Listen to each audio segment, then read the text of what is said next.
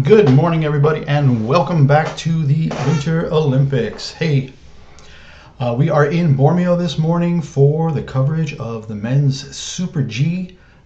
We have all the favorites coming up. I've got the start list here. We're going to be going through that in just a second. But yeah, some news. First of all, yesterday was the women's team combined event. And the Austrian team of Katharina Huber and Ariane Redler took gold, surprisingly, beating out the German duo of Emma Eicher and Kira Weide-Winkelmann. And in third place, the Americans, but not the Americans you would have thought. Michaela Schifrin and Breezy Johnson, who led after the first part of the race, the downhill, ended up in fourth. Unthankful position for with Michaela Schifrin offering a rather poor performance, sadly, and it just did not get that third spot. So Michaela Schifrin a little disappointing yesterday in that race, and that American team finishing fourth. So today, let's go through the start list. Okay, you can see it here on the screen. We're starting off with Nils Allegre from France, then James Crawford of Canada, Ryan Cochran-Siegley of the U.S., Christoph Innerhofer, 41-year-old Italian, and this may be his last big event. He's 41. He's been to so many Olympics and World Championships. Then with Bib 5, Jan Zavistran of Czechia, Alexis Monet of Switzerland, Franjo von Allmen, the downhill winner from the other day, from Saturday in the specialty downhill, Raphael Hasser at number 8 from Austria, Giovanni Franzoni, who finished silver, second place on Saturday in the downhill, and then Marco Odermatt. Okay, Marco Odermatt, fourth on thankless position 4 in the downhill. He was really disappointed, and I think that was something. I just wanted to double check again because I missed the other day the actual men's team combined. We're going to look real quick at all those ski alp. All right. Okay, so yeah, Odermatt also not the best result on Monday in the men's combined. Franjo von Allmen took first there as well, so 2 golds already for Franjo von Allmen. Vincent Kriechmayer and Manuel Feller of Austria making up for poor performance in the downhill. I think he was only 7th, Kriechmayer, but yeah, set the stage for Feller to have a great run. They actually tied with Odermatt and Loic Meillard for second. So Odermatt does have a medal. It's a silver medal shared with the Austrian team. So Swiss 1 and Austria 1 got silver there. Franjo von Allmen, the star of the Olympics so far, with 2 golds to himself. Yeah, and now back to the start list for today. So Giovanni Franzoni, who was second in the downhill. Marco Odermatt starting 10th. He will hopefully get his first gold. Stefan Babinski of Austria, Frederick Müller of Norway, and then Dominique Paris at 13, the bronze medal winner from the other day. Stefan Rogentien, who has disappointed a little bit this time. And then at number 15, ending that first group, Vincent Kriechmayer of Austria, who we just saw, had the silver with Manuel Feller of Austria in the men's team combination just 2 days ago. Moving into the second group, Marco Schwarz of Austria, more of a giant slalom guy, but doing more speed events now. Mattia Cassé of Italy, Mia Hrobat of Croatia, Adrian Smith-Seierstad of Norway, and then Cameron Alexander at 20. How many riders in total today? It will be 42. All right, so let's continue down the list. We've got Cameron Alexander, Canada at 20, Sam Morse of the US at 21, Martin Kater of Slovenia at 22, River Radamus who's more of a slalom, giant slalom specialist, doing the Super G at 23. Elian Leto of Finland, and then Alban Elezi Canafarina. Niels Alfond, again the son of the great Luke Alfond, at 26. Brody Seeger starts 27th. Simon Jocher starts 28th, and then Kyle Negamir of the U.S. at 29. Definitely want to watch him because I think he finished 10th in the downhill the other day. Let's go back and just double check that real quick. Yep, 10th place for Kyle Negamir of the U.S. in the downhill on Saturday with a high start bib. I think, was it also 29? Let's see if that's his lucky number. I don't have the start list from Saturday anymore, but I know he finished 10th with a pretty high number. There are only 36 racers altogether. Ending the second group, then Riley Seeger of Canada. I believe that could be Brody Seeger's brother. Then we're at 31, Tiziano Gravier of Argentina, Simon Seleg of Norway, Marco Pfiffner. From Liechtenstein, Anton Grammel from Germany, then Barnabas Zolos, Israeli racer, then the Lithuanian Andrei Drukarov, Albanian Deni Ksepa, hope I didn't pronounce that wrong, Elvis Opmani of Latvia at 38, Dmitry Shepyuk of the Ukraine at 39, Arno Alessandria of Monaco at 40, Emeric Guerrero of Portugal at 41, and then Cormac Comerford starting 42nd. So we will watch everybody go down today. Race starts in about 8 or 9 minutes. I'm going to be having the live stream on Spanish TV, Spanish network, rtve.es. Got that up on the other screen over here.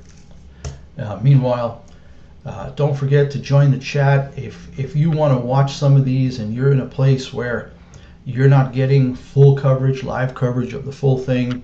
I'm going to put a couple of links in.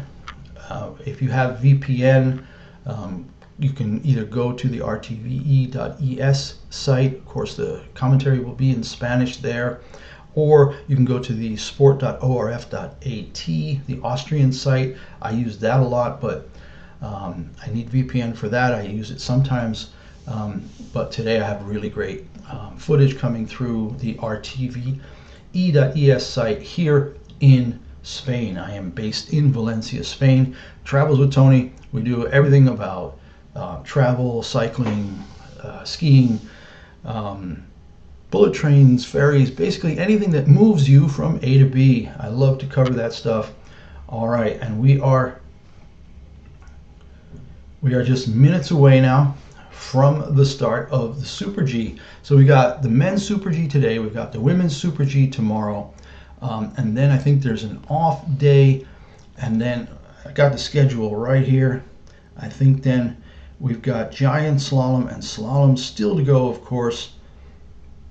Let's just get that up here real quick. Where's that schedule? I had the schedule. Yeah, we've got the, here we go. All right, so like I said, today is men's Super G. Tomorrow is women's Super G. And then on Friday, there are no alpine ski events, so I will not be streaming on Friday. And then on Saturday, no. Where's the men's giant slalom? Women's giant slalom on Sunday. Men's giant slalom must be Saturday. Yeah, men's giant slalom Saturday, women's giant slalom on Sunday, and then on Monday we have the men's slalom, and on Wednesday we have the women's slalom to end the alpine skiing events for this 2026 Winter Olympic Games. Thanks everybody for joining. Good to see everybody here. We've been having an awful lot of fun lately with the live streams. Thousands of viewers for the men's downhill and the women's downhill over the weekend. And then a lot of coverage, my goodness, a lot of coverage on Lindsey Vonn's crash on Sunday. Let's just get back to that topic a little, because I know a lot of people have been talking about that. Should she have started? Shouldn't she have started the race with that ruptured ACL and meniscus damage and bone bruising? I did a short video showing the crash the other day that racked up over 1 million views on YouTube Shorts. It was a crazy thing for me. Never had a video go that viral before, but it was pretty crazy. And then an awful lot of comments in there. I think there were close to 500 comments about should she have done it? Did she take somebody else's spot? One ski racer that would have taken the spot if Lindsey Vonn had decided not to go would have been Keely Cashman, who'd been 5th in a recent Super G and 5th in the final downhill practice run on Saturday before the Sunday race. She would have been the one to take the place, but she'll be in tomorrow's Super G, and we will be covering that. So look for Keely Cashman of the U.S.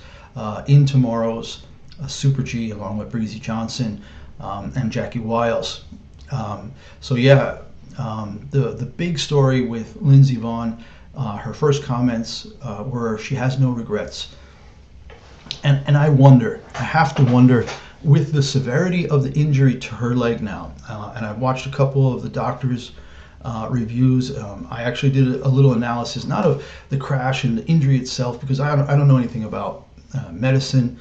But what I did is I took the POV camera run of the Tofana downhill course, which the women have been racing in almost that exact configuration for close to 32, 33 years. They started racing women's downhill on the Tofana in 1993. Lindsey Vonn herself says she's raced that course probably 40 or 50 times between races and training runs. She knew exactly that before the gate where she crashed was a really tough section, and if you go to my channel you can see the video that I did about that particular section leading up to that gate. And basically what it was, a very, very steep hill falling away to the left while the ski racers have to curve to the right to get to that gate where she got her arm hooked and got spun and crashed ultimately. And basically the physics of it is that when you're trying to make a right turn but the slope is going away from you to the left, all the pressure goes onto that left leg. I just realized I have the wrong mic going, so hopefully the sound is good. It looks like getting good audio, but I'm going to try to switch to my DJI Mic Mini just because it is such a good microphone.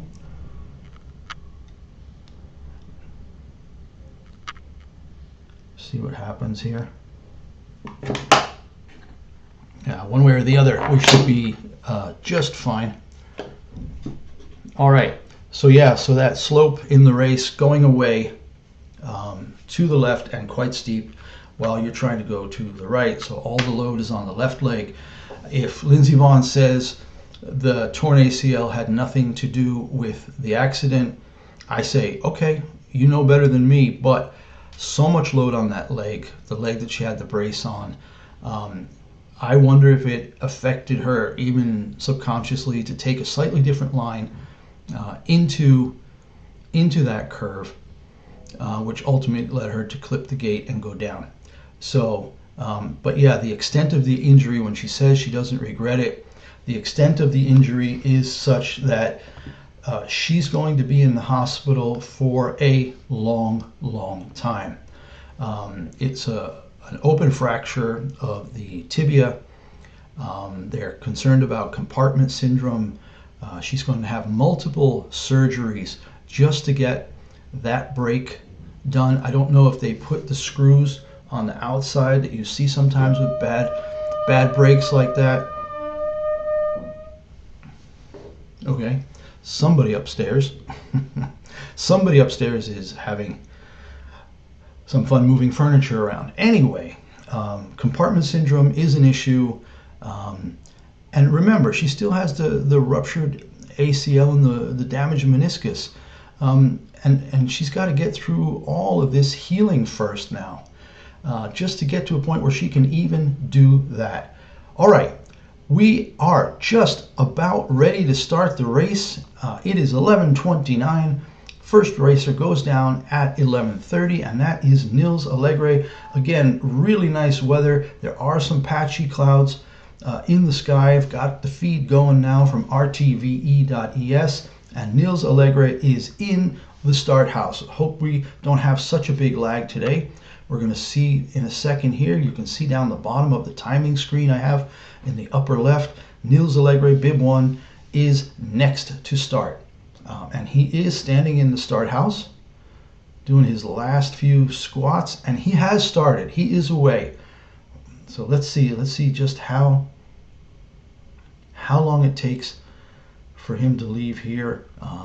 We'll get the sector 1. I think the first sector time is maybe 20 seconds in today. We'll see. Sector 1 time coming up any second now. This will be our first 23.35 seconds. So we're about 21 seconds delay. The timing comes in first. The video over here follows. I will put the website in to the chat. Good to see everybody here. Thanks for watching. rtve.es is the one that I'm using today because I'm here in France and I don't need my VPN. Sport.orf.at also has excellent coverage.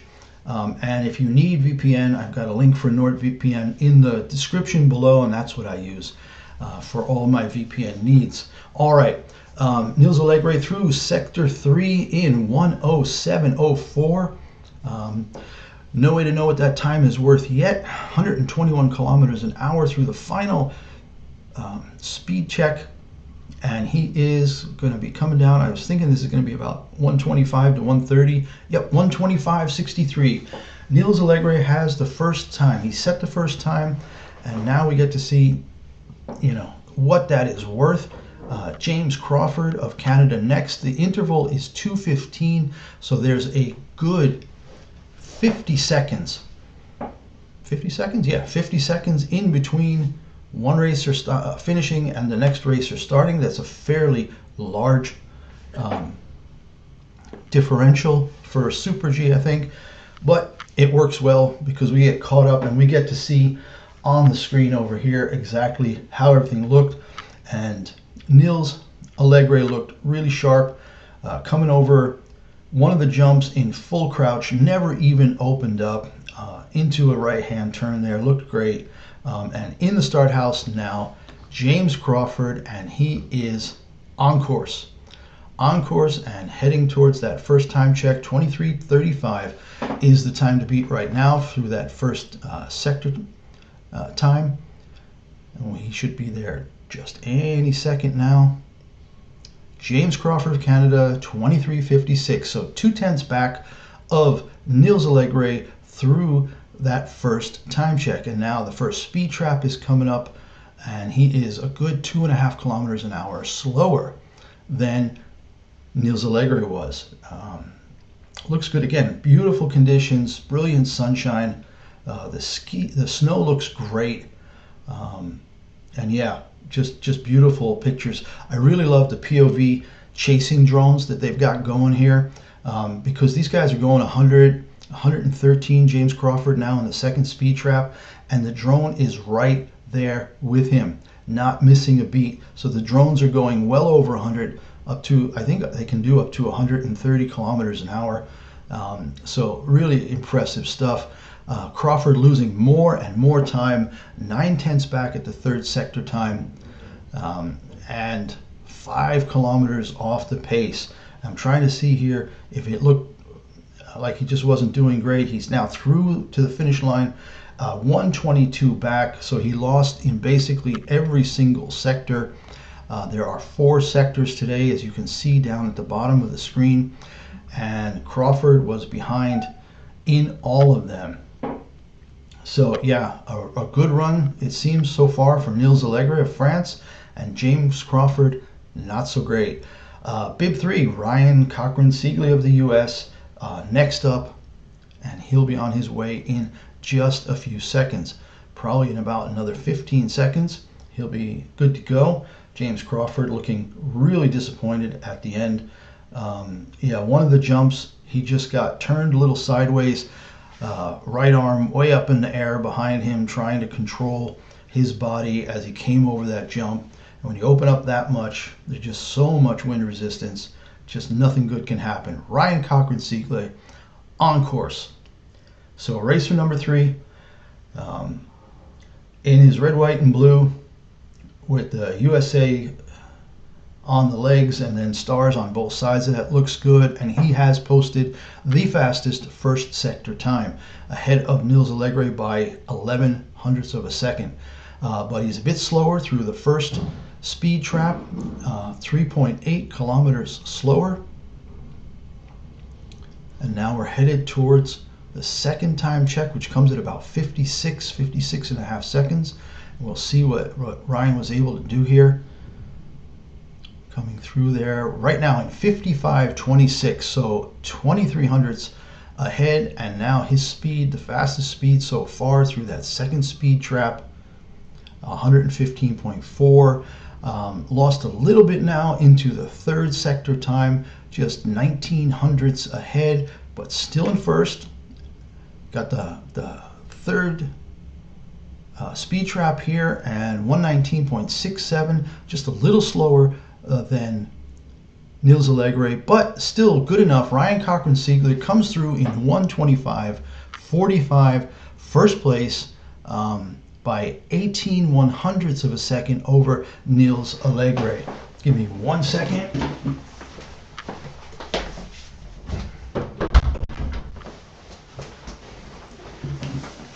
And we're back. That was quick and painless, and on we go here. Ryan Cochran-Siegley, first place for now after 3 racers, and now a racer that I've been able to watch for nearly 20 years competing, Christoph Innerhofer of Italy, 41 years old, and he is maybe his last Olympics. You might think so. I mean, who thought at 37 that he'd be back for age 41 Olympics? But here he is in the Super G, was not in the downhill the other day, and he is on course, heading towards the first time check, time to beat, 23.24 at that sector 1, and Innerhofer should be coming through right about now, 23.53. Okay, so he's about 3/10 back, and now I can watch that first sector over here because that's about the lag, 23 seconds. Looked pretty good. Man, he still skis technically so well. Yeah, a little uneven through that tighter S turn. But yeah, looking good. Now, his speed was good, 105.99. It's the second fastest time up to there. And now we'll see at the second sector time, yeah, he's lost a little more. So he's now 55 hundredths down. He lost pretty much the same, 29 hundredths in the first sector, 26 hundredths in the second sector. And now his speed is also off by about 3 kilometers an hour, as you can see there. Only the 4th fastest, so the slowest of the 4 so far. There, he's lost another 16 hundredths back to 7/10 back. He's probably still going to come in ahead of James Crawford of Canada, and yes, he's in 105 back. In third, 105 back. He was really off in the first, second, and fourth sector. Not bad in the third sector, but add it all up and it comes out to about a second, and that's not going to get him a medal. He may be third for now, but don't expect him to even finish in maybe the top 10 or 12. Just too many good racers ahead here. Unfortunate. Hope that wasn't his last big game, but probably the last big game. We'll probably still see him in the World Cup later this season, maybe even one more season. Like I said, he's just so fit at 41. As far as I know, he's avoided a lot of major injuries, and longevity in skiing is about that. All right, Bib 5, Jan Zavistran of Czechia, started and is on course. Coming into the first time check right about now. There it is, 23:28, only 400s off the pace. So comparing now to Ryan Cochran-Siegle, who is still in first. After the first 4 racers, Jan Zavistran just ever so slightly faster than Ryan in that first speed trap.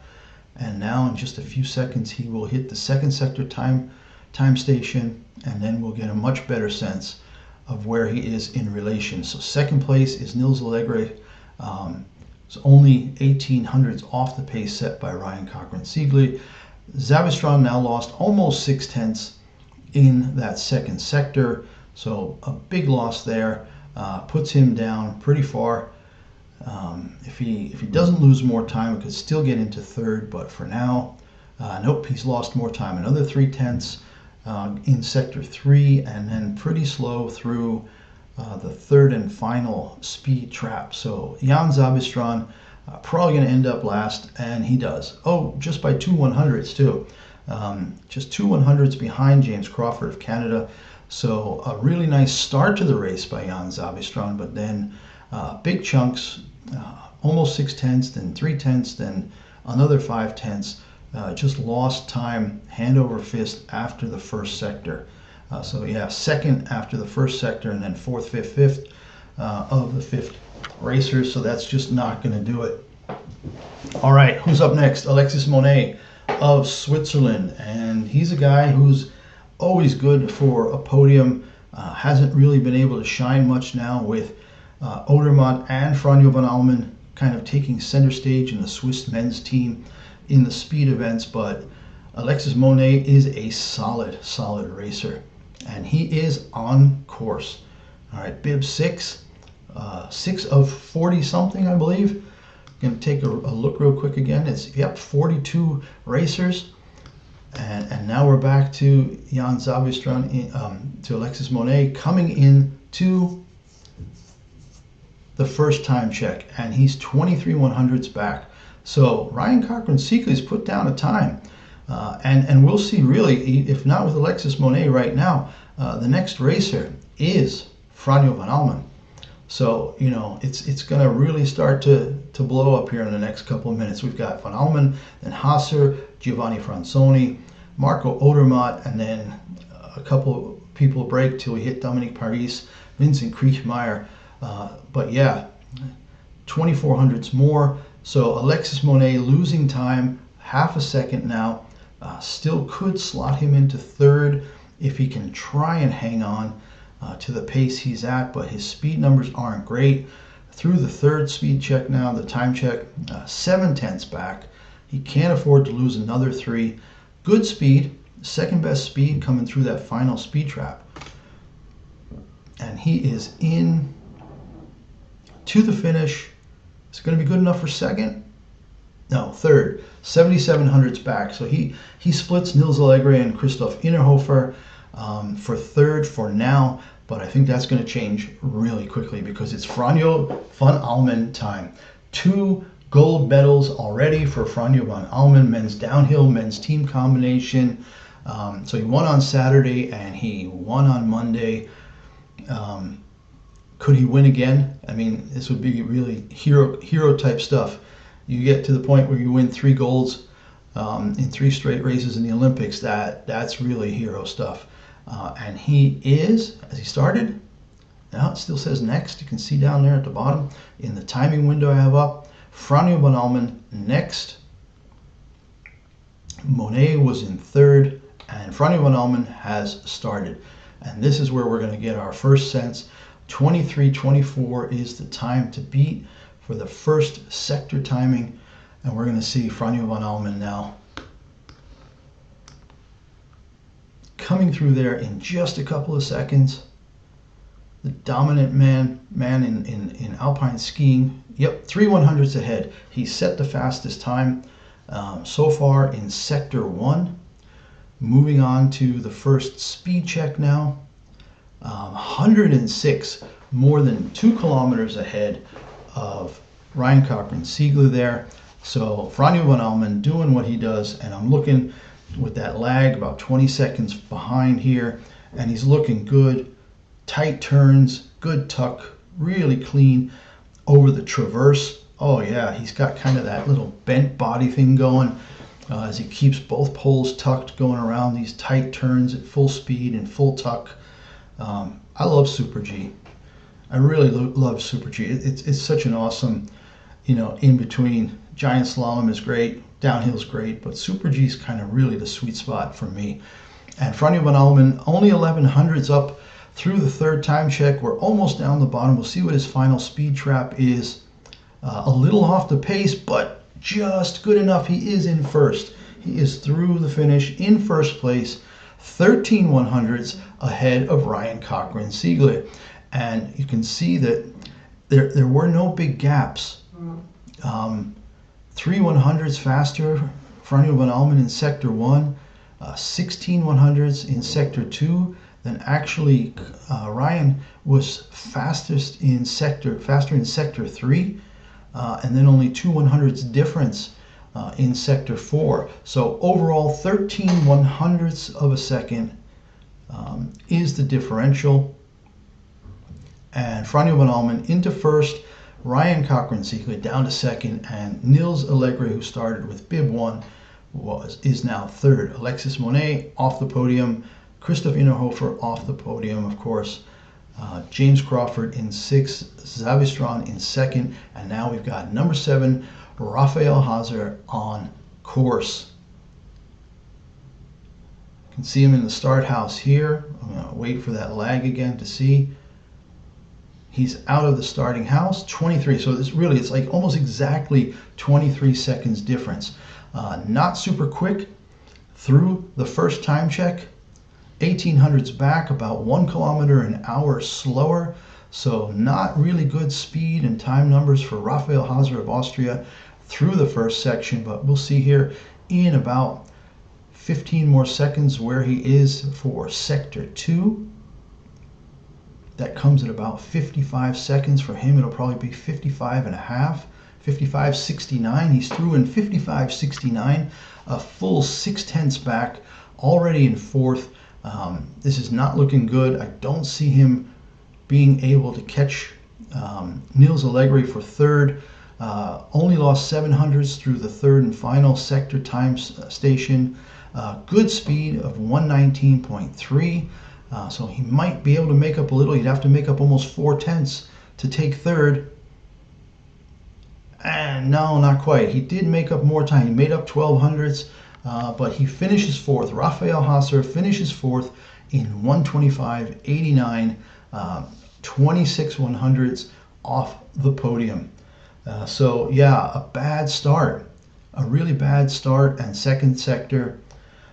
And then a really strong finish, and I'm looking, yeah, the bottom was good. He's actually the fastest guy in the bottom section there from 3 to 4, from Sector 3 to the finish, so Sector 4. And yeah, unfortunate, but he wasn't able to make up enough time to get on the podium, but I don't think it matters a whole lot because there are just way too many good guys. Top skiers still to come, and we've got the next one starting right now. Giovanni Franzoni of Italy, and he has the silver from the other day in the downhill, and we're going to see him come through the first sector time station in just a couple seconds here.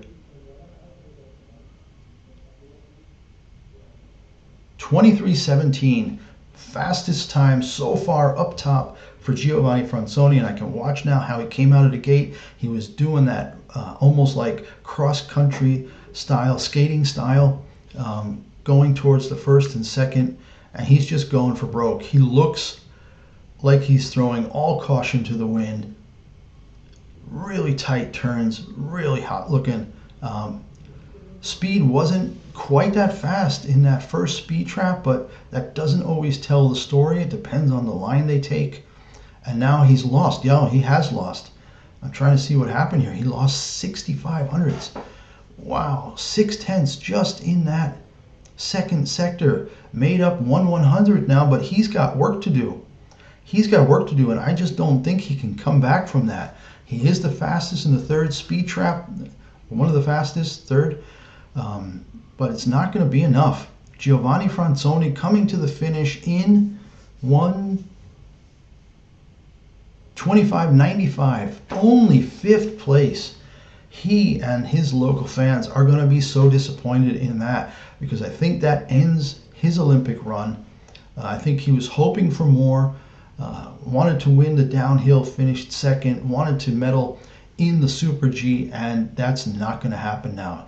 Giovanni Franzoni of Italy off the podium in 5th of, after only 8-9 racers. So he's going to get moved back down a little bit. Trying to see what happened. Yeah, the big jump. Oh, he almost lost it. That's what happened. He got turned around really hard on one of the jumps. Was able to keep his skis straight, but his upper body got twisted. He fought it really hard. Incredible core work there. And now we're going to see speed again. Marco Odermatt has started. He's on his way towards the first time check. And I got to say, he's just going to go for it. He's got to be so disappointed so far. No medal in the downhill. No gold in the men's combined. And now he really needs to win here. And he's 1/10 up through the first time check. The fastest time up top, 23.11 seconds for Marco Odermatt of Switzerland.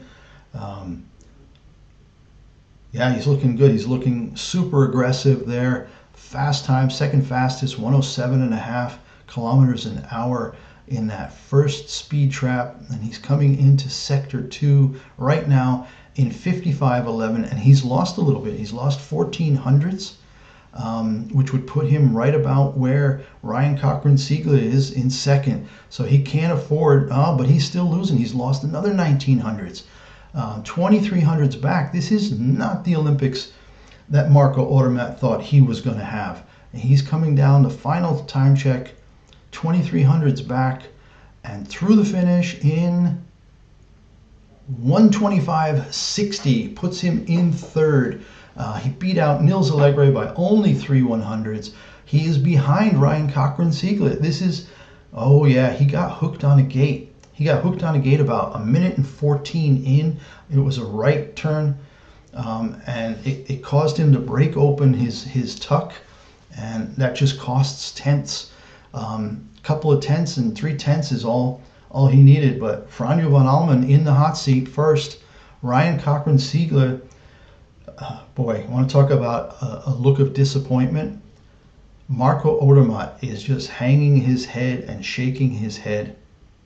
He is so disappointed. Now he's like leaning on his knees with his arms crossed, shaking his head still. Unbelievable. Does have a medal. Medals are great, but he may not medal today. All we need is one person to come in ahead of him, and he gets knocked off the podium. Yeah, they're showing it again on the replay where he got hooked on that blue gate. I think it was about 1:14 in. It took him off his line. It turned his upper body around a little bit. And a couple of tenths is too much in these races. It's just way too much. Gives his technical guy his skis, and he's going right over to Franjo von Allmen to congratulate him. All right, Stefan Babinski, number 11, on course. Really slow up top, a half a second back. So that is not a good start for the second Austrian. Raphael Hazer's in 5th, half a second back. And now Stefan Babinski, slow in the first sector, slow speed in the first speed trap, and he's now already a second and a half back, 1.3 back through the sector 2, 1.5 seconds back through sector 3, and we're going to see his time here, but he's losing for a pretty decent speed on that final speed trap, but he's already a second and a half back. There's just no coming back from that. 1.72 comes across the slowest so far. 1.72 back, a full 1700s behind Zabistran, who was last until now. So very disappointing race for Stefan Babinski of Austria. And now we've got Frederik Müller of Norway, then Dominique Paris, the bronze medal winner from the other day, Stefan Rogentien, Vincent Kriechmayer, who got silver yesterday in the day before yesterday in the men's team combined, then Marco Schwarz. So we've got another 5 or 6 racers here who could certainly push Odermatt off the podium. Yeah, Stefan Babinski just did not look that great coming around a lot of the turn, and you can see him after the finish just like tapping himself on the head like, what were you thinking? All right, Frederik Müller of Norway on course, coming into the first time check in 23, where is he? 23:20, a really solid upper sector for Frederik Müller, just 1/100th ahead of von Allmen at that point. Von Allmen only had the 4th fastest time up there, but the times were so close together, just hundredths here, 1 or 2 hundredths separating people in that first sector. Müller with the first speed trap, 104.39, only 9th, but now he'll come into that second sector timing and we'll see where he is, half a second back. So he's lost a bit of time. Decent speed through the second speed trap. Looks good on camera, very tight, very well controlled. Maybe not the most aggressive line.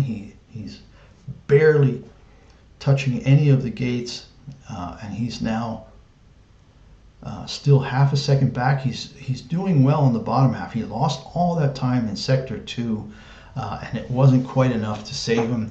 That he had a strong bottom finish, but he's 8/10ths back, and that puts him in 7th place. So Frederik Müller of Norway ends up finishing 7th. I'm looking at the bottom here.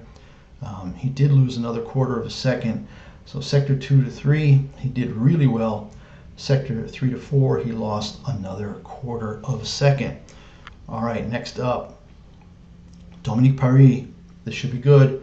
Also a veteran, not quite as old as Christoph Innerhofer, who's 41, but Dominique Paris, I think, is 36 years old, or almost 37, and he is next to start. Unlucky 13 or lucky 13? Let's see. I mean, he's got the bronze from the other day, and he is started. We're gonna know right away because he's definitely an aggressive guy, and he's gonna go for it right out of the top. Right now they're showing Vincent Kriechmayer, who starts with number 15, just 3 racers away. And here we go, Dominique Paris on my feed now, leaving the start house. And why did his name go away? Where's Dominique Paris? Did he DNF? What happened? Did he DNF before the first time check? Yep, Dominique Paris DNF. Oh, ski came off. Holy mackerel. He came around a turn and the ski just flew off. His right ski just flew off. He's looking back up the hill like, what the hell was that? Oh, big disappointment for him. I got to see, did he catch the binding on the gate as he went by? Or did he hit a rut? He's pissed. He clicked off the second ski. He's walking back up to get his ski. We're going to have a little pause here while he goes and collects that ski and then skis down. I think he's going to want to ski down to the finish line to, be able to give the fans a little something. I want to see the replay here because that was, it came around, oh my gosh. He had passed the gate. He was in a left-hand turn coming into a bit of a steep part. So down and steep to the left. And So he hit that blue gate, and here he's going into that left turn. Oh yeah, he hit some kind of rut, and you saw the right ski bounce once or twice. It got super flexy, and then it just flew off. And then he went down a nice controlled slide. But wow, one of the big favorites out before he even got to the first time check with an open binding after hitting a bit of washboard, a bit of a rut there. So looking at it again, yeah, he just hits, oh yeah, he hits this rut, and then all of a sudden he's on one ski. He's on one ski, and then he tries to keep skiing, tries to keep it upright, but eventually he has to lay down. He did it nice and controlled, got his hands down, laid down to the right, slowed down, and he's up. He's on the right side of the course by the netting. Is he going to go through there? And he's talking to somebody. He's talking to one of the spotters. He's talking to one of the spotters, or maybe one of the coaches. They've got like these hardware store ladders, and basically what they do is they set up at a certain spot along the course, and they look across the top of the nets because they're up maybe 6-7 feet up, and he is not going to ski down the rest of the course. He's gotten to the next opening behind some of the padding, opening in the netting, and he's going down one of the back ski pistes there. So still a little bit of a break in the action here. We've got Stefan Rogentin of Switzerland next. Next racer at the start is what the timing thing says. You can watch that scrolling marquee up here at the top in the timing window. Beautiful images of Cortina. So the next racer, it says on the TV feed, starts in 35 seconds, 34, 33. So for me, that means in about 10 seconds, we'll see the timing. So right here, we'll see this next switch to started in about 1 second. There it is. He has started. So yeah, we're still right about at that 23-second delay. The interval is still 2 minutes and 15 between racers. And Stefan Rogentin of Switzerland is on course, heading towards the first time check, and that should be right about now. There it is, 23:55. Third of a second back already. Only the 11th fastest up top, 34/100ths back. Stefan Rogentin, 105 kilometers an hour, 0.5, so half a kilometer slower at that first speed trap. So not shaping up to be a great race for him, but I'm really looking for Vincent Kriechmayer next with start number 15 in what also may be his last Olympics. And we'll see in just a second. But first, Stefan Rogentin coming into the second time check, lost another 1700ths. He's now a full half second back. Well, half a second isn't so bad, but it's still not going to get you, it could get you fifth, but it's not going to get you much more. Now he's 6700ths back, and that puts you in a place where maybe 7th or 8th is more realistic. And you can see that from some of his ranks there in the third speed check. And yep, he's 8th. 8200ths back for Stefan Rogentin.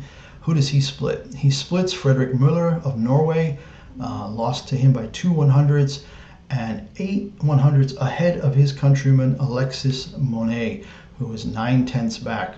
All right, but now all eyes on Vincent Kriechmayer.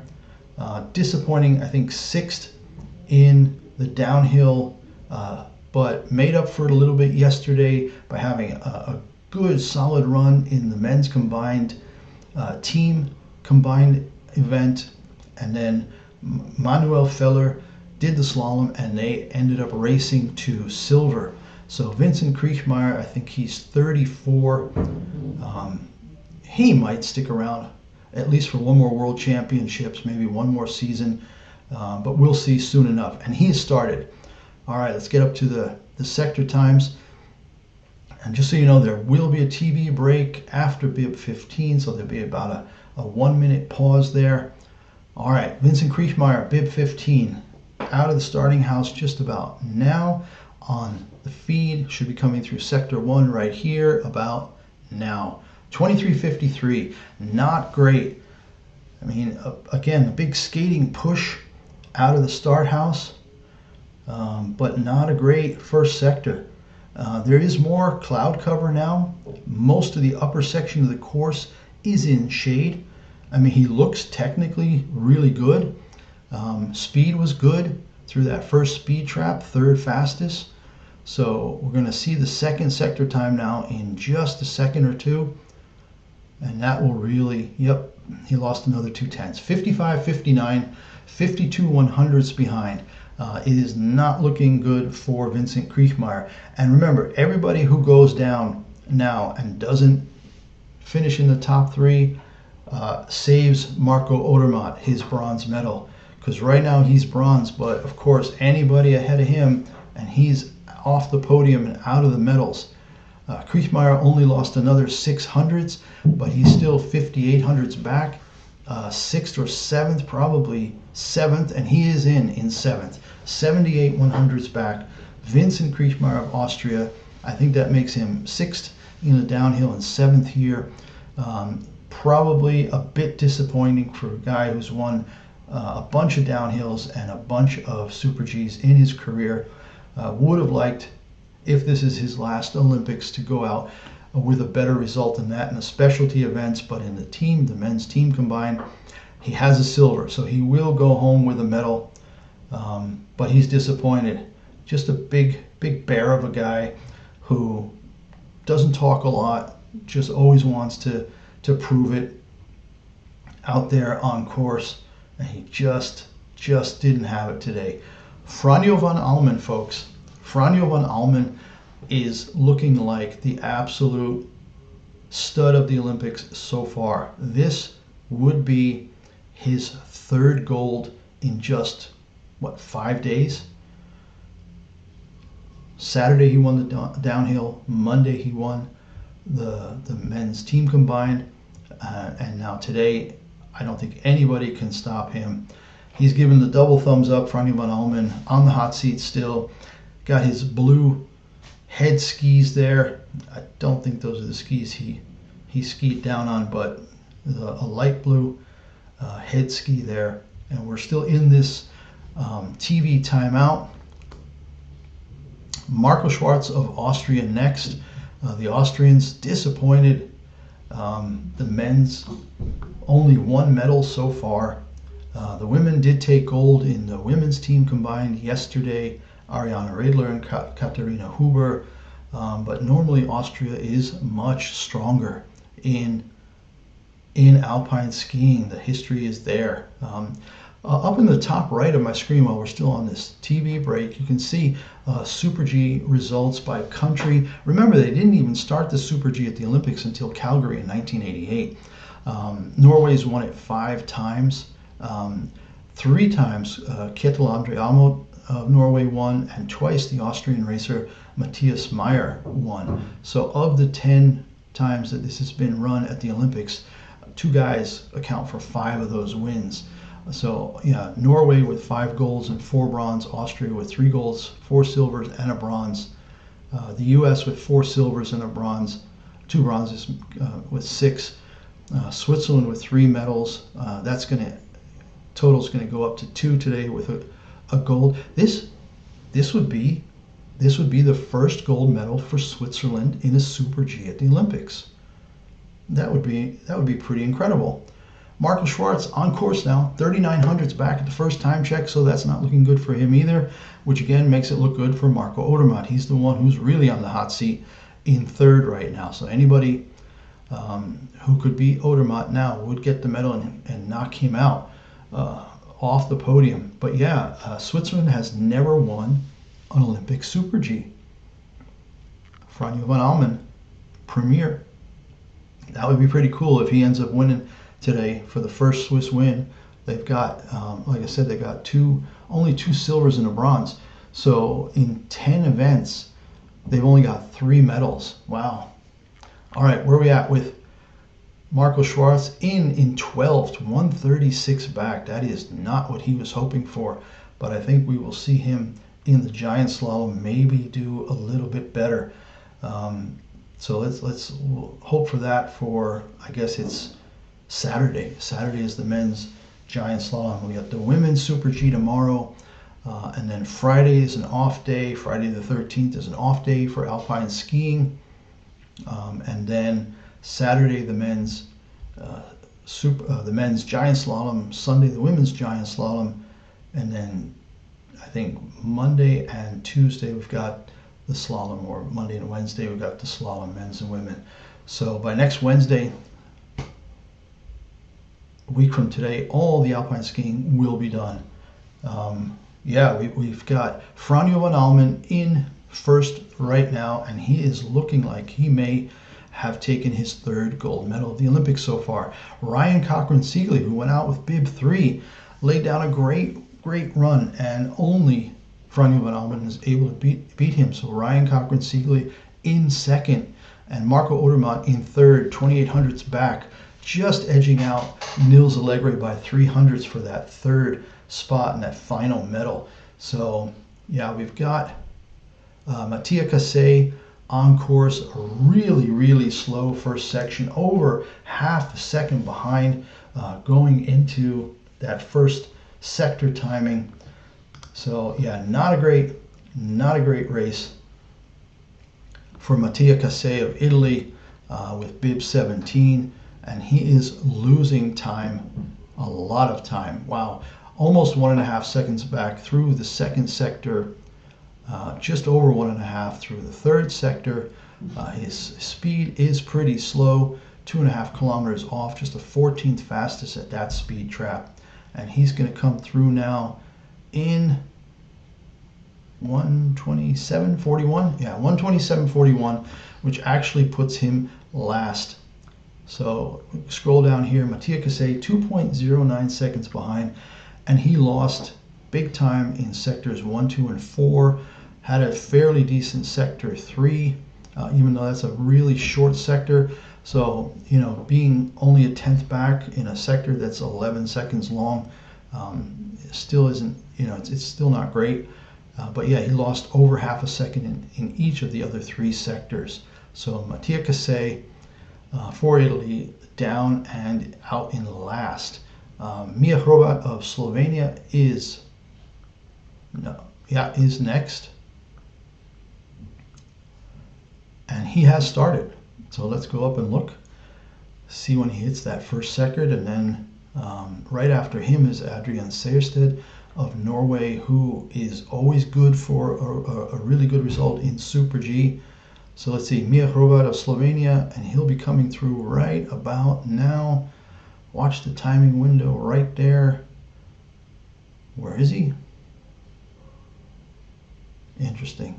I'm not seeing. Oh, there, 23:48, 2700ths back. So not great. And the speed is pretty slow at 102.60, 102.60, a good 3.5 kilometers back. Actually, the slowest time speed coming through there. I want to see if something happened there through that sector 2. Yeah. Oh wow, he got pushed way out wide on a right curve and almost missed the subsequent gate. So that's what slowed him down, and he's now a solid second behind through sector 2, and really lost speed. So almost 8 kilometers an hour slower in the second speed trap. Mia Hrobat now 1.11 back, losing another 2.5 kilometers an hour at the third and final speed trap, and he'll be coming across in didn't lose more. He only lost 1/10 down the bottom those last 19 seconds. So he is 12th. Still not great, but you know, I think the conditions have changed a little bit. It's very hazy in the areas where it's sunny. Only right at the bottom, like the last 10-12 seconds, are you fully exposed to sun, because there are clouds everywhere, and especially at the top, it is quite overcast, and shadows often, they say, slow down the snow a little bit. All right, Adrian Smithseth Sejersted of Norway next up, and he should be starting in about 10 or 12 seconds. We get to watch him come down Thanks for joining, everybody. I can see a bunch of people watching. Good to see you out there. Don't forget, try and join the chat. Let's hear what you think. Is Marco Odermatt really going to be super disappointed in his results? 2 medals, 1 silver, 1 bronze. I'm sure he had higher hopes and bigger aspirations. So yeah, it's a shame to see that. But I think what we're really starting to see is that the real hero of these Olympics to now is definitely Franjo von Allmen. This will be his 3rd gold. All right, Seierstedt is on course, 2/10 back at the first time check with the fastest speed. So fastest speed at the first time check, and I mean, he looks good. He's technically a really, really good skier. Beautiful on the traverse, full tuck on the traverse, about 34 seconds in. 46 100s back. We could have a top 8, top 9 finish if he can keep this going. Also good at the speed check there. He's only lost 600s more, half a second back. That would put him 5th if he can keep it up, but can't lose another 10th or he'll drop all the way to 7th. So we're going to see just a second. He is through in 1:26:51. Oh wow, he lost a lot in the bottom. You got to see what happened, because he was doing good. He had only lost 600s more between sector 2 and 3, and then he lost almost 7/10 in the bottom in the last 19 seconds. Yeah. He came over that last jump and just lost his balance and barely made the next blue gate, 2 or 3 gates from the finish. And yeah, he's got one of the worst times in the bottom. I think 18th. We'll go down here, we can see he's finished in 12th. And yeah, out of 18 riders who finished at the 18th time, Adrian Seierstedt lost it all at the bottom. He was doing well. He could have easily finished 6th or 7th. So big disappointment. I'm sure he'll be very disappointed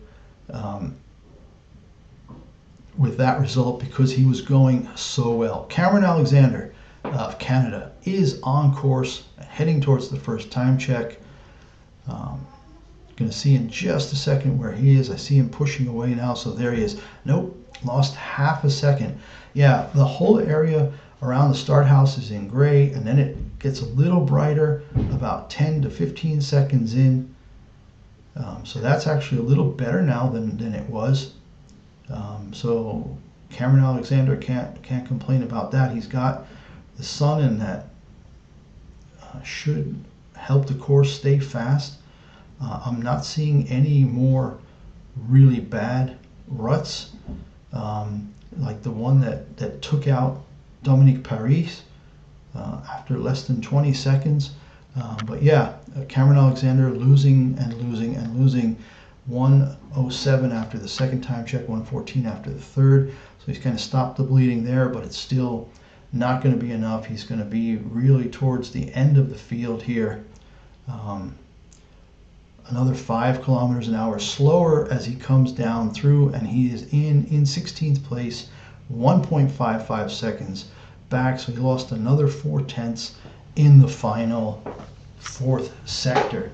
So disappointment for Cameron Alexander. We are about halfway through. Like I said, really looking forward to seeing Kyle Negemir at 29. We're at 21 now. Sam Morse of the US is up next, but Kyle Negemir finished 10th in the downhill. Even better at Super G. So I'm really looking forward to him, young American guy, with start number 29. So make sure you stay around to see that. It's only 8 racers away. But Sam Morse is on course next up, and he's on course. The interval has stayed the same there, even though we're in the second group now. The interval is at 2:15, and Sam Morse of the US coming through the first time check in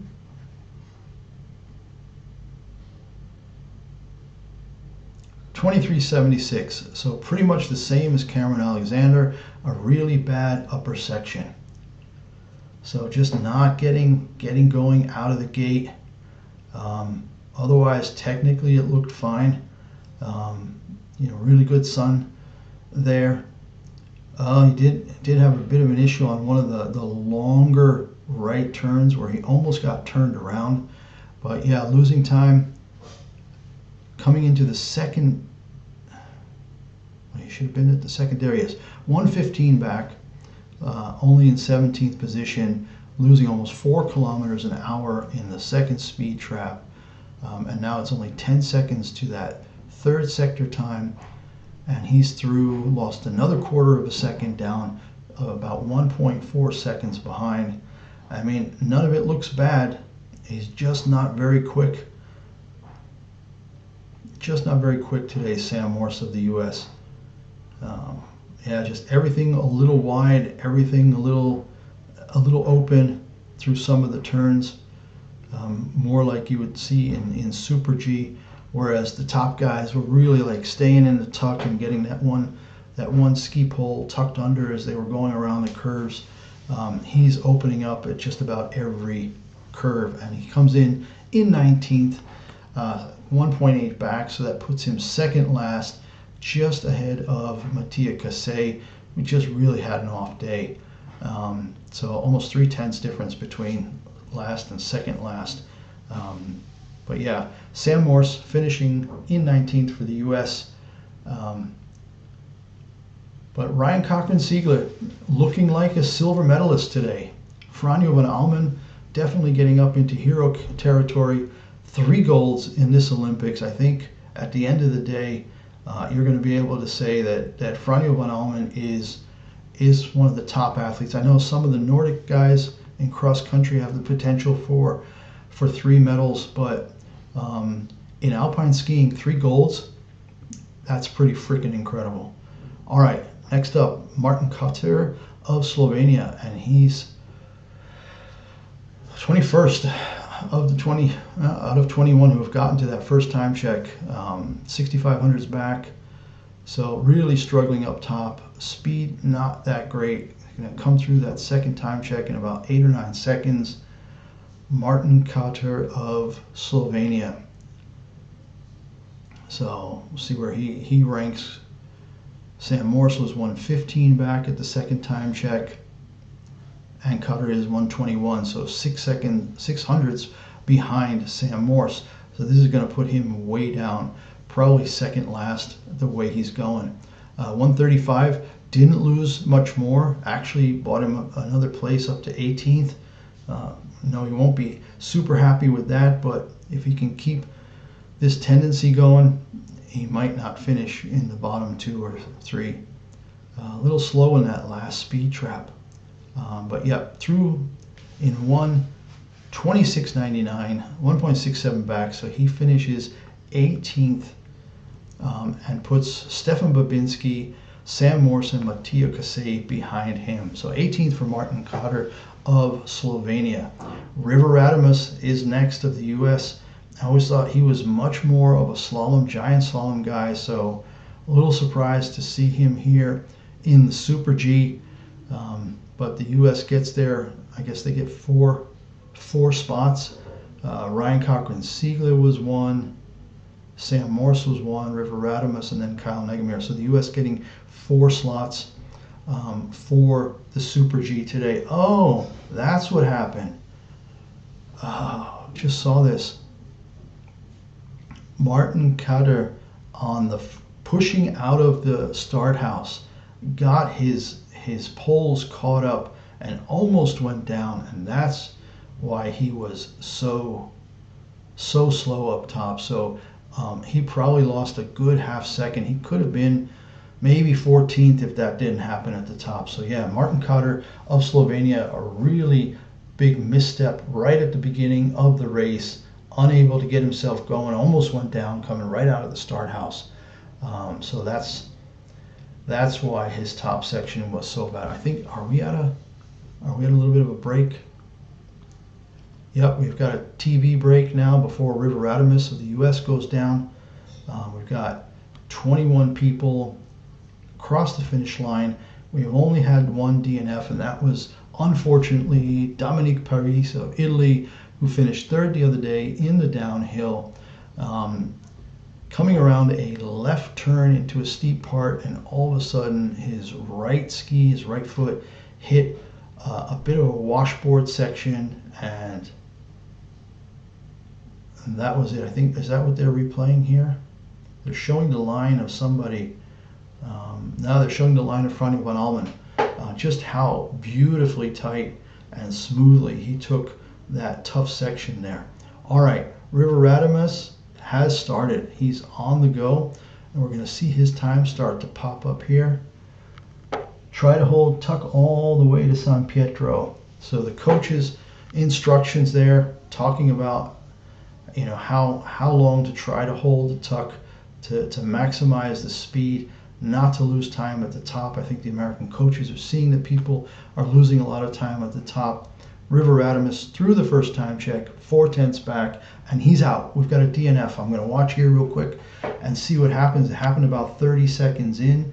So he hits that first time check right here, 23.61, and then, oh, yep, he just got pushed so far left on the course that he was not able to make the next gate. He got shoved way out on one of these little hills. He comes around a hard right turn, slides pretty hard there, and is so far left that he just misses the next red gate and goes sideways, perpendicular right across the race course. Yeah, wow, the fact that he didn't go down, pretty awesome balance, and again, core strength. These guys are so freaking strong. But he was so far out. He tried really hard to come back uphill even, but he missed the next red gate then by probably 5 feet, and actually got kind of launched a little bit as he went across, because he was coming so far back uphill to try to make the next gate. All right, Radames. People in the fans in the crowd just going, oh no.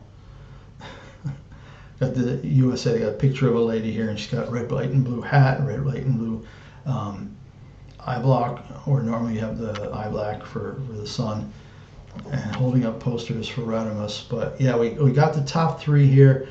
Franjo von Allmen in the hot seat still. Looks like a lock now for gold.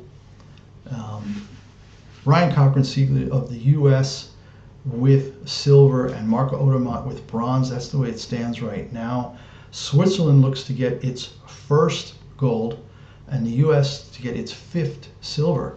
So this will be the 5th silver for the U.S. in Super G. Also, the U.S. has never won in Super G at the Olympics, just like Switzerland until right now. 10 times at the Olympics, 10 gold medals given, 5 for Norway, 3 for Austria, 1 for France. That was the first year. What was his name again? Frank Picard. And then 1 for Germany, also back early, Marcus Wassmeyer. So that's it. As you can see here on my screen, I had Kittel Andriamo won 3 times. Matthias Meyer won twice, the last 2, in 2018 and 2022. He thought about a comeback this year. I think he'd been kind of semi-retired last year, and then just said, you know what, no, I'm good. A three-peat would have been really something, but he wasn't in form. All right, we've got Elian Leto through in 127.85. That gives him 22nd place, and he becomes the caboose, the slowest rider of the day, bringing up the rear. Elian Leto of Finland. Nothing looked bad, but it just doesn't have the speed, just didn't keep the tuck enough. I think he lost a lot of speed. Where did he lose the speed? Pretty consistently throughout. Nothing crazy, just 2.5K, 2.8K, 2.7K, consistently between 2.5 and 3K at all the speed traps, and he just kept compounding time. So yeah, Elian Leto in last right now, and now I've got Alban Elizy Canafarina of France, young racer, had a couple of good results leading into the Olympics. and he is started. He is on course. And he should be coming through the first time check in just a couple of seconds. Young racer from France. They're still showing replays over here of Elian Leto. So he is starting on screen now. So yeah, we're at about a 25-second lag now. So the lag's gone up just a little bit. Not a bad start compared to the people we've seen up, the last 8 or 9 people. Canafarina, 33 100s back at the first time check, a 7th fastest speed through that first speed trap. So not bad. We'll see how much he loses here. Coming into sector 2, hopefully it's only like 6/10 total. We'll see in just a second, because Leto is like 1.4. Okay, 88 100s. All right, this is certainly not going to be top 5 or top 10, but where would that put him? If he can keep it at about 1.2, got a chance for 11th or 12th with bib 25. That wouldn't be too bad for this young racer. He's only 1 second back. Has a very good speed through the final speed trap. If he can keep it to about 1.2, it might not be too bad.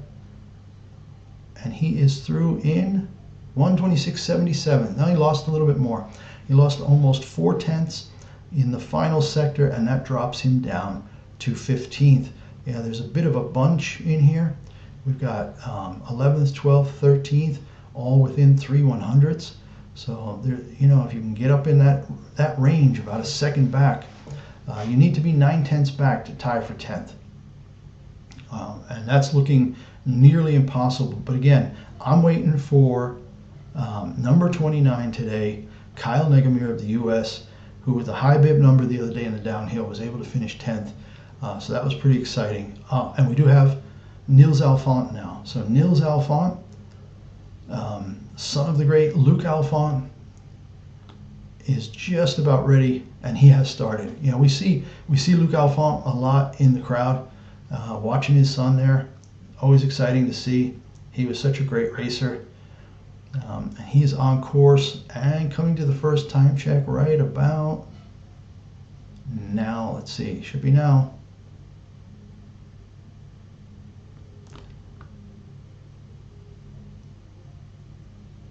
$23.89. So pretty slow upper section for Nils Alphont. We've got Brody Seeger on deck with number 27. Decent speed for Nils Alphont through the first speed trap, 106.17, the 8th fastest. Got to be able to do something with that though, after being almost 7/10 down at the first time check. And he's coming in DNF. Oh, got to see what happened now. Nils Alphont is out somewhere between sector 1 and sector 2. So red gate at 40 seconds, blue gate at 43. What happened here? Through 46, 47, over the hill. Yeah, there's a sweeping, not even that sweeping. It's kind of, it's more straight curves, but it leads up to a hill, and the racers get lifted up just a little bit there. And his skis were pointing the wrong way when he went over that bump. And because of that, he got pulled. Yeah, his right leg goes up in the air. He gets completely uneven with his 2 legs. The right leg comes up, the left leg goes down, and catches the ground and puts him offline, which takes him outside the course. He was able to make the blue gate, but then he was so far off to the right that he could not get back to the red gate. Yep. So that'll do it for Nils Alphont, bib 26, DNF between sector 1 and sector 2. And Brody Seeger of Canada is next, and then Simon Jocher of Germany with 28, and then Kyle Negamir of the US at 29. Brody Seeger in the start house, and he has started. All right, here you just gotta be skiing with full aggression. Yeah, so the coach is giving him the last bit. He actually, Brody Seeger here with forearm guards. which is interesting in a speed discipline. I mean, I know they clip these gates a little bit, but I wonder what the resistance, what it adds. I wonder if everybody is wearing those or not, because you'd have to think. I don't think the weight matters so much, but because they look like they're carbon fiber, but I would think that it's probably a wind resistance kind of thing.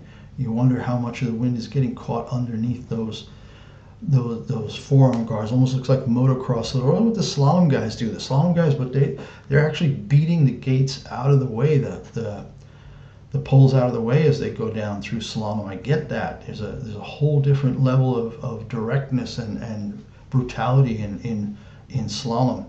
Time check 2, 1.2 seconds back for Brody Seeger. That's the 19th best time at that sector. I mean, he looks good.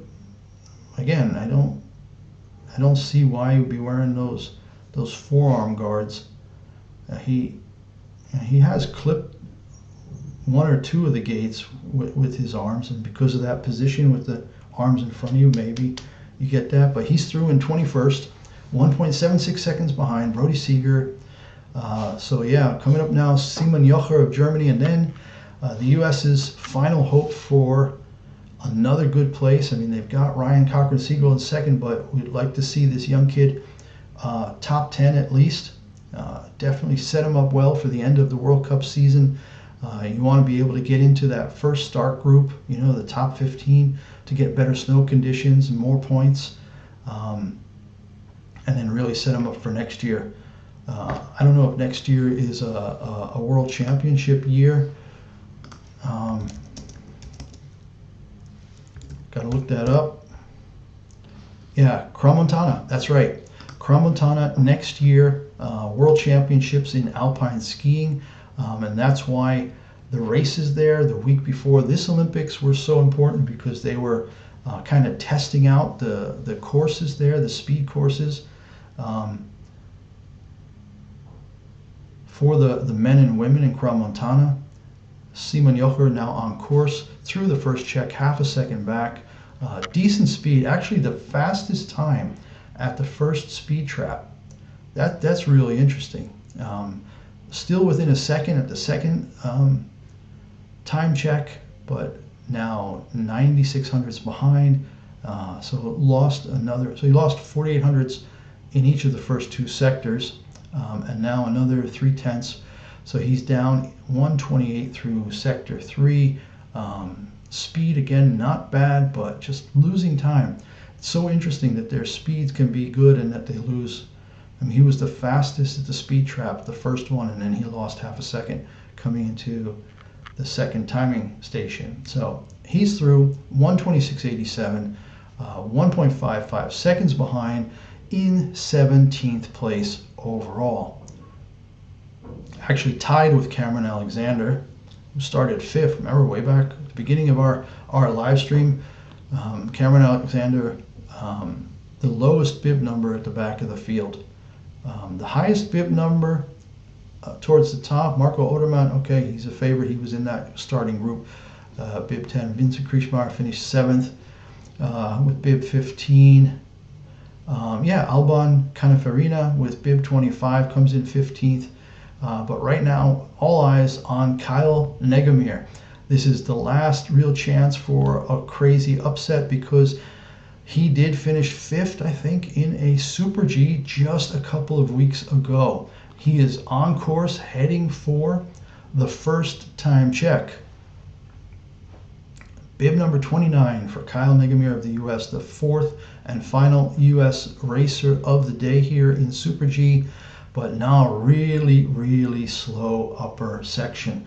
And the upper section, again, all dark, all in cloud cover. So the sun is completely gone from those first 20, 23 or 30 seconds. And actually looking across the valley now, it looks like there is no sunshine, or very little, just barely a shadow here at the first time check. Second time check coming up real soon. Kyle Negemir will come through that second time check in 57.49. Whoa, what happened? 2.5 seconds. I got to look here and see, somewhere between like 40. Oh, he almost lost it. Oh my gosh. He actually was on his left side at about 44 seconds. Came around a right turn, went down, hip on the snow, was able to push himself back up and kept going, but he lost 2 seconds there and still lost another half a second now. Took a lot of speed out coming through the second speed trap, 6 kilometers an hour behind, and he's just struggling the whole way because he's out of rhythm now. Unfortunate for Kyle Nagemier. Had a really decent result in the downhill the other day, finishing 10th, but today not going to look too good. He's going to probably be last, and he is last. 3.3 seconds behind. Wow. I think he could have been about a second behind. I think he had a chance at maybe 10th or 11th, maybe 11th or 12th in that group with Innerhofer, Seierstedt, and Hrobot. 11th, 12th, 13th. I think really Kyle Nagemier, you can see it again, left turn, the right ski starts flapping, it goes way out on him. He ends up laying it down a little bit on his left hip. Franjo von Allmen, it looked like he was consoling Marco Odermatt there a little bit. Odermatt looked like he was congratulating him, but actually it's kind of the other way around. I think Odermatt disappointed. A silver and a bronze, but Franjo von Allmen, he's the big hero. 3 golds in 3 races so far at these Olympics. Nothing short of spectacular what he's done. All right, back to the last few racers. We got Riley Seeger of Canada on course, and he is a DNF. Again, the same spot between Sector 1 and Sector 2. And yeah, people are getting pushed out on that right turn. This is the 3rd person. I think it was Nils Alfon, and then it's the same place where Kyle Nagemier had the problem that lost him so much time, and now Riley Seeger gets pushed out at the same point. And I think what I'm seeing, yeah, they're coming around this hard right into a bit of a steep bit, and the outside ski just starts rattling on the grooves. And then he just kind of lets his hands down and says, no, I am not going to make that turn. All right, the 3 winners. I'm going to see if we can get that picture. Franjo von Allmen will take the gold medal. I don't think there's any doubt now. Ryan Cochran-Siegler, the big surprise, in second, takes silver for the United States. And then bookends 1st and 3rd, Marco Odermatt of Switzerland as well in 3rd position. So the Swiss 1st and 3rd, adding to their medal count. The Americans getting another medal and silver, so that's great for them. And then the thankless 4th position, Nils Allegre losing out on bronze by 3/100ths of a second, and nobody else was really that close. Raphael Haser of Austria in 5th, over half a second back. Giovanni Franzoni, a footnote now, silver in the downhill, but only 6th in the Super G, so not a great day for him. I think they didn't even get close to a medal yesterday in the team combined. Vincent Kriechmayer in 7th in what may be his final Olympics. Fredrik Müller of Norway ends up 8th. Solid run. He had a mistake in Sector 2 where he lost 6/10 of the 8/10 he lost overall. So I really think that Fredrik Müller could have easily been, he could have been the one who would have unseated Odermatt for 3rd, because he lost 6/10 in one sector and only missed out by half a second to Marco Odermatt for 3rd place. So yeah, Müller had a great race except for that one sector, but you got to put it all together if you want a medal. And even though Odermatt wasn't great, he was great up top, but Odermatt, other than that, just not super fast anywhere. He was a little slower in all the other sections after section 1. Okay, Gravier Gravier, Simon Tiziano Gravier of Argentina. He is on his way down, 26th through the second time check, 2.5 seconds back. So now we're getting into Olympic spirit time, where there's really nobody left who can threaten even a top 10. But guys who work their butts off to get here and still risk throwing themselves down this mountain at 110, 120 kilometers an hour at top speeds, they still have to be such incredible skiers. But yeah, 42 people in all. This is 31, so we've got 11 more after Tiziano Gravier, and he is coming through in 1:29.06, 3.74 seconds back for 27th position, and that actually puts him last, a good half second behind Kyle Negomir, who just in that second sector almost crashing, losing nearly 2 seconds in one sector, and that was it for him. You can see it right here, 1.75 seconds in sector 2.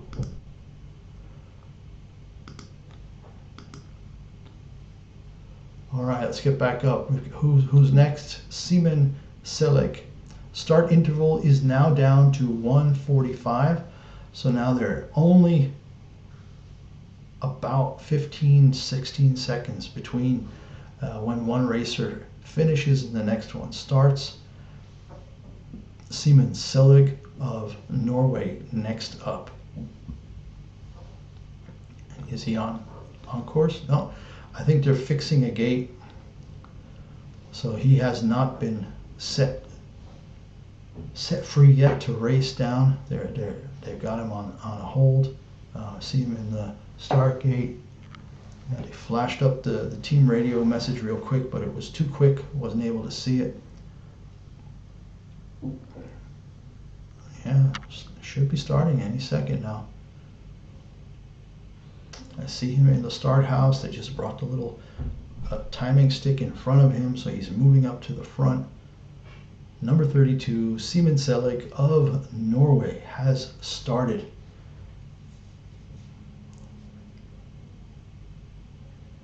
Yeah, the lag still looks to be about the same, good 20 seconds of a lag. Let's see when he comes through that first time check up here.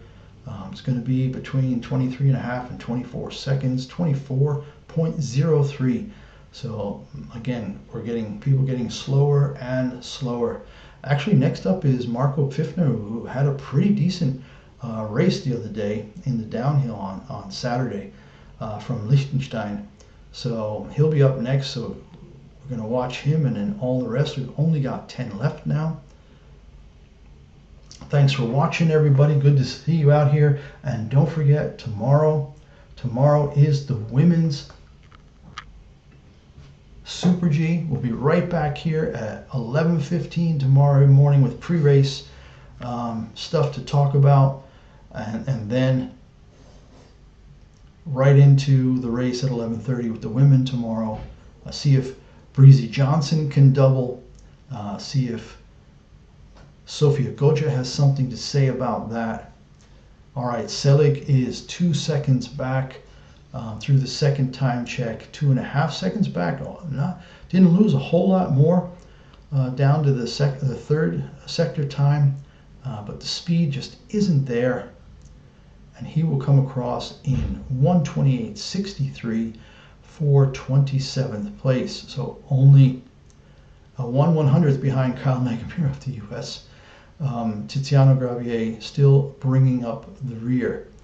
All right, so we've got 4 DNFs. Dominique Paris, ski just flew off on a bit of a rut, on a bit of a washboard section, going around a right turn.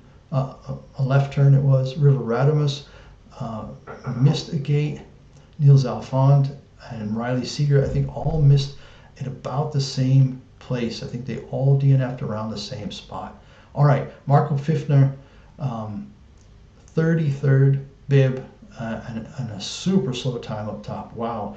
He's the first person, I think, to lose 1 second in the top section.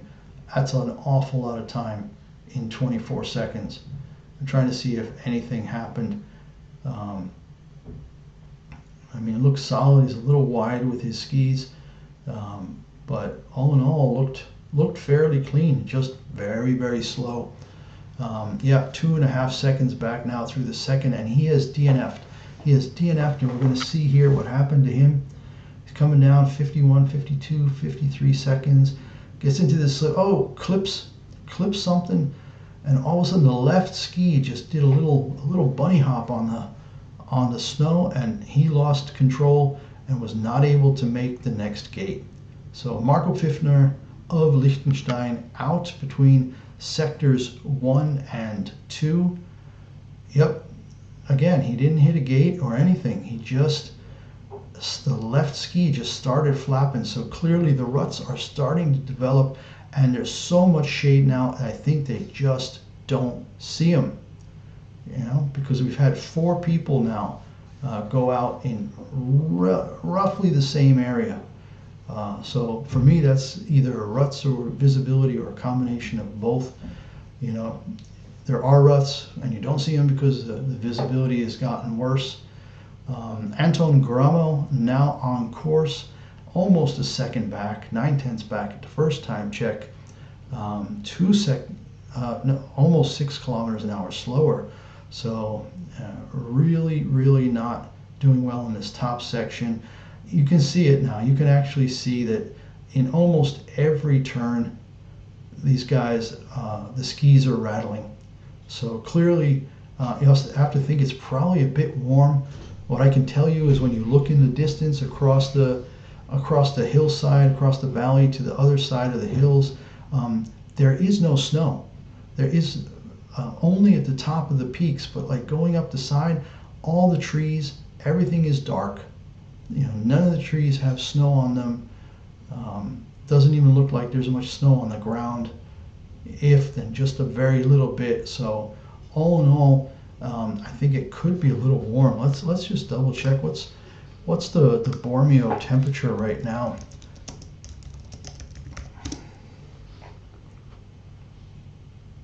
Yeah, it looks like it is +2 or +3 Celsius, so mid-30s, mid to upper 30s Fahrenheit.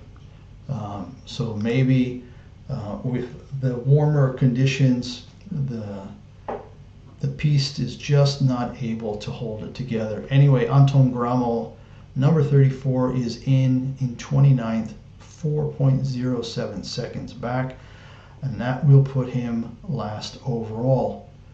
29th with 1, 2, 3, 4, 5 DNFs. And now Barnabas Zolos of Israel has started, and he lost almost a second and a half. Yeah, I was going to see, he really sounds like he's got a Hungarian name, Barnabas Zolos. Hungarian Israeli alpine ski racer. There you go, born in Budapest. You know, every time you see that SZ like that at the beginning of a name, it's very often something that you can make a fairly educated guess that he may be Hungarian. Zolos. Barnabas Zolos, Hungarian-born, racing for Israel. And he is 5 seconds back through the third time check. Yeah, also losing a lot of time, skis flapping around. I'm sure there are a lot of ruts right now, and he's just trying his best to stay on course, and he's through. 6.3 seconds back though, in a time of 1:31.64. So he is now 30th over the line, and by over 2 seconds the slowest racer so far. So again, respect for making it through. This is really the Olympic moment here, where you work so hard for something where you know you don't have a chance of winning, but you want to represent your country, you want to do well and get through, and he has done exactly that. All right, Lithuania next we have Andrei Drukarov of Lithuania, and he will be up next with bib 36. And he is still, they say, next to him. Yeah, why next? Not started because we have a red gate that has been damaged. Not too bad, it's just the flag, the actual flag up top has been taken off, and they reattached that now, and the two marshals are moving out of the way, and somebody's going to get on the radio and say, course clear. All right, so we're going to wait, and there we go. Andrei Drukarov started. So again, that's that lag. Had 23 seconds for the guys to get out of the way, and he is on course. Andrei Drukarov of Lithuania with bib 36. As we come down to the last 7 racers, Andrei Drukarov through the first time check in. Let's see, should be through now. 23.95, 7/10. I mean, of the past 4 or 5 racers, this is the best we've seen in the last 4 or 5 guys. And he looks solid. He's staying in that deep tuck. Looks like he's not super tall, so he's got a good tuck going. Nice through the curves. The speed was not great, 10K slower than the leaders, and that's going to work itself out for sure. He's going to come into that second time check just about now. Yeah, 3 seconds back now. So he lost almost 2¼ seconds on that second sector. I don't see exactly over that. Yeah, there's this over the rise, and then it looked like he just opened up completely, both arms out to the side, trying to, brake a little air brake action going on. And now he's 14 kilometers an hour slower through the second speed trap, lost almost another 0.8. And now he is in the finish, 5 seconds behind in 30th. So that will be the second slowest time, a second behind Anton Grammel of Germany, and 1.3 seconds ahead of Barnabas Zolos of Hungary. So Drukarov is through, and we'll be right back in the next racer started. Denny Zepa. I'm not exactly sure how Albanians pronounce XH. He is started and on his way. That's an interesting one. Albanian pronunciation of XH. It's okay, like a J. All right, so trying to get his name correct. Denny Zepa. Denny Zepa of Albania on course. 24.55 through the first sector, 101 kilometers an hour, losing about 5K per hour there. Probably going to be also in that 2.5 second range. No, whoa, he lost a lot in a second. He lost almost 3 seconds in that second sector, and I'm watching it. Okay, it's a bigger lag now. For whatever reason, we've got a bigger lag now. Because I got him at 50, yeah. No, it's still about 30 seconds. He's lost 5 seconds now. He did fairly decent to only lose another second between 2 and 3. And now we are going to see him cross the finish line in about 1:31 something, maybe 1:31.72. 6.4 seconds back, and that will actually put him last, moving Barnabas Zolos of Israel up 1 spot to 31st, and Denny Zepa of Albania in 32nd. Elvis Opmanis of Latvia is next, and he is on course, number 38. We're going to get to see him come down now. Just 6 racers to go, and Elvis Opmanis should be coming through the first time check now any second here. 24.76, 1.5 seconds back. So right on par with the last guys, losing a lot of time up top. Like Denny Zepa, he was four seconds back. Denny Zepa, the previous racer from Albania, and now we're going to see where Elvis Opmanis comes in. He'll be coming into that second time check any second now.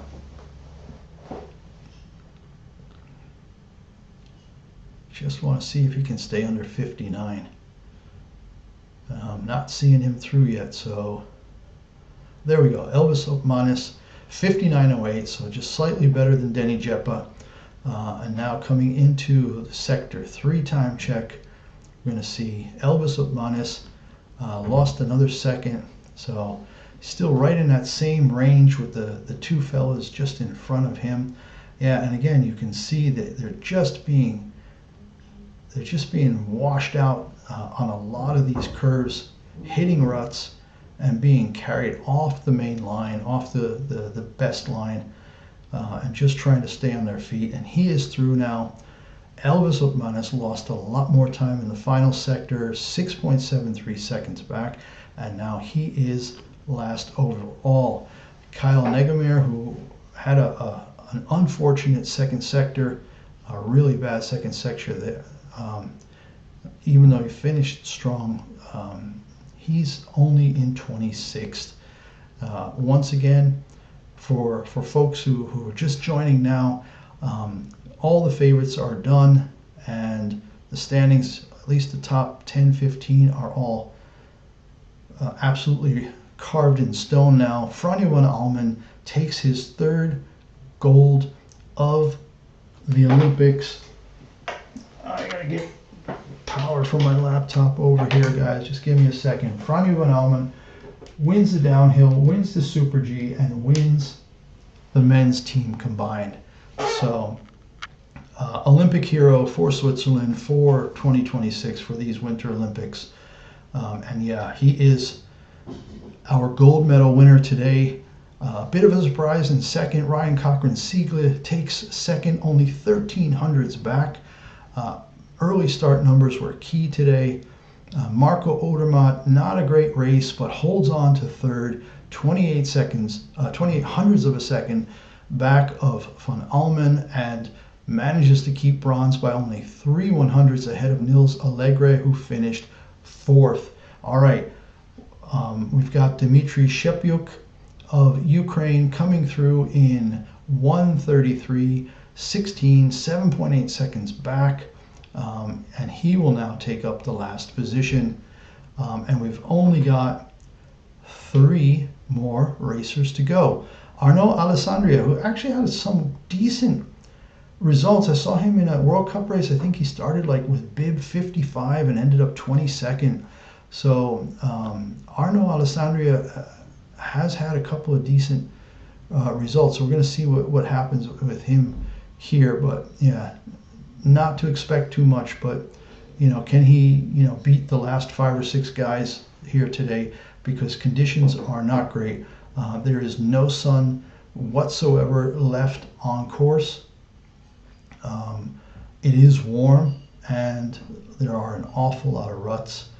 So yeah, just looking at the skis on these guys on the traverse here, they're showing the Ukrainian racer Shepyuk going through there, and the skis just getting crazy. All right, Arnaud Alessandria on course, 3 seconds back through the second time check, 31st at that point. So yeah, like I said, he could definitely finish ahead of 5 or 6 guys, maybe even 7 guys here. Looking fairly solid through there. Only lost another 7 tenths, so 30th. Let's see if he can keep it together and not lose too much more. I think Kyle Negemeyer was he 4 seconds back or 3.3 back?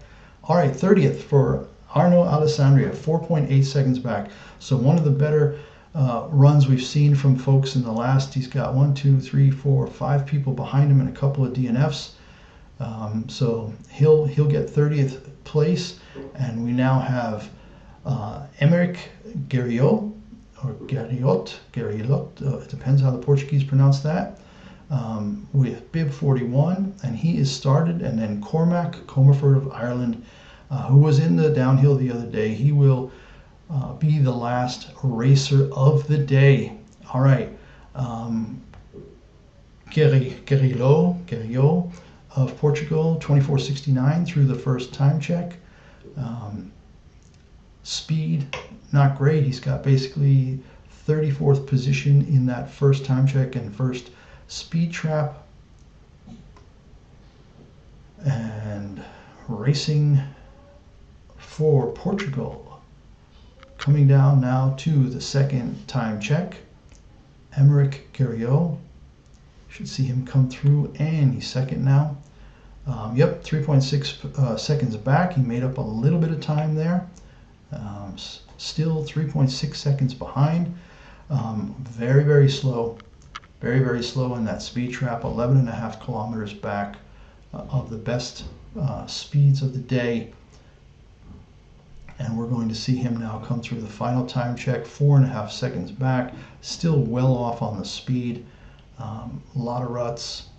Warm. No more sun.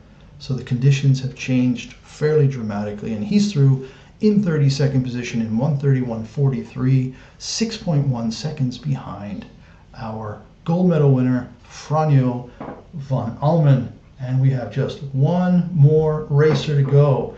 Thanks for staying, guys. Thanks for being part of this today. The men's Super G, an exciting finish. You can see Guerriot really excited for getting through. He's got his own little fan section of 7 or 8 people that are cheering him on. He's just super excited to have finished in the Olympics. There you get the real spirit of the Olympics. All right, Cormac Comerford finishing out for us today through the first time check. 2.7 behind, so super slow up top. But again, they're showing Guerriot, and I don't know if he's going to get disqualified. Did he go around the wrong way? No, it looks okay. But yeah, no, he definitely got it together there. All right, Cormac Comerford coming into time check, sector time check 2, got his brilliant green Irish ski suit on, 6 seconds back through the second time check, lost a solid 15 kilometers an hour. And now he'll come into the third time check, 7.5 seconds back, just slightly under that, keeping it together. Looks solid, good form, just, doesn't have the speed of the top tier racers. And he will come through the finish in 1:34.58, 9.2 seconds behind. And that puts him in 37th, slowest time of the day. For those who finished, we have 1, 2, 3, 4, 5 DNFs, 37 finishers. And let's just sum up one more time. Franjo von Allmen of Switzerland takes gold. It is the first gold ever in the men's Super G at the Olympics. Ryan Cochran-Siegler of the U.S. takes silver. The United States has never won a gold in Super G, and this is their 5th silver medal to go with 2 bronzes. Marco Odermatt continues a relatively disappointing Olympics. Finishes 3rd, gets the bronze, goes with his silver yesterday in the combo, and got shut out in the downhill. So we're going to have to see. I have to double check to see if he's doing the giant slalom. I believe he has to be. So we'll get another chance to see him go for gold. I think that's on Saturday, so don't forget to join us for that. So 2 medals for Switzerland in the Super G, given that they've only had 3 ever, 2 silvers and a bronze in the 38-year history of the Super G at the Olympics. It's really been dominated by Norway and Austria. They've taken 8 of the 10 golds until today, but the 11th gold in the history of the Olympic Super G goes to Franjo von Allmen of Switzerland. And there you have it, guys. We are done for today. Thanks for joining. Don't forget to be here tomorrow morning, 11:15, for the women's Super G coming from Cortina.